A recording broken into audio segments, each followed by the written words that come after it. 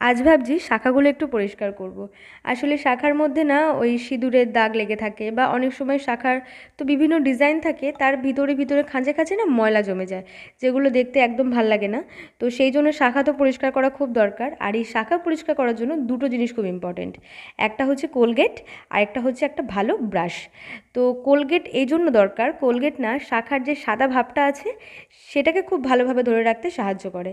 আর Colgate দিয়ে পরিষ্কারও খুব ভালো হয়, সেই জন্য কোলগেট খুব ইম্পর্টেন্ট।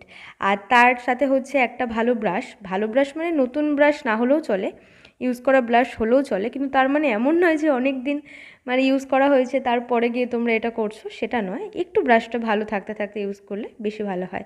তো তাহলে শাখাটাও খুব ভালো করে পরিষ্কার হয়। দেখো আমার শাখা পরিষ্কার হয়ে গেছে। আমি জানি না তোমরা কতটা বুঝতে পারছো, কিন্তু এই শাখাটা কিন্তু খুব ভালো পরিষ্কার হয়েছে, কোথাও কোনো নোংরা বা সিঁদুরের দাগ লেগে নেই। তোমরা এরকমভাবে চেষ্টা করে দেখতে পারো। চলো।